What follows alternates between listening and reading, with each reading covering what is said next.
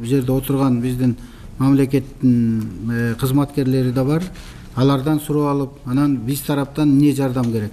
Энергетика министри Таалайбек Ибраев жолугушууга энергиянын кайра жаралуучу булактарынын субъекттерин, адистерди чакырып, жеке ишкерлер менен бетме-бет жолуктуруп, ачык талкуу жүргүздү.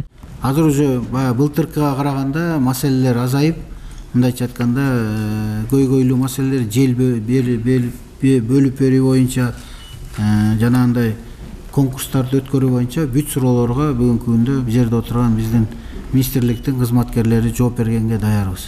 Ошон үчүн мен ойлойм, болгон көйгөйлүү маселелерди көтөрүп, бүгүнкү күндө чечип алганга мына как раз чоң мындайча айтканда аймак түзүлүп атат да, аянтча.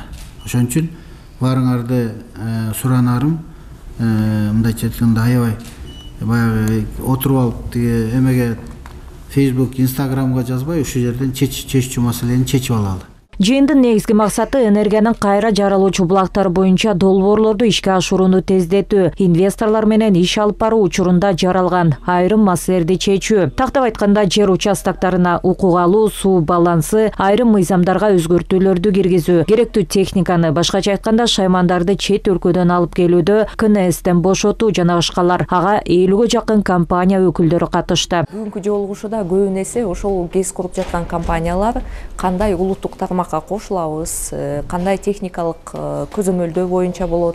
Көбүнчө ошол көбүн эсе суроолор ошол техникалык жакка басым жасалды, кубаттуулуктар боюнча. Анан эң башкысы ошол көйгөйлүү маселелер боюнча келген субъектилердин саны дагы азайып атканы кубандырат.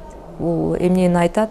Себеби алардын маселелери чечилип атат. Ошондой эле электр станциясын куруу үчүн керектелүүчү жабдуулар, документтер, тариф, экология, бажы төлөмдөрү боюнча презентация көрсөтүлдү. Тараптардын суроолоруна тийиштүү мамлекеттик органдардын кызматкерлери жооп берип, талкуу болду. Министрлер кабинетинин токтому бар. Ошонун негизинде биз жана ВИЭ деген программа боюнча келген бүт материалдарды, товарларды бажы кызматынан бошотуу жөнүндө справка беребиз. Ошондой билбеген чакан кесип алам дегендер билбей калса, бизге кайрылса ошол бажы төлөмүнөн бошотулат. Ошол келген товарлары жана оборудованиясы.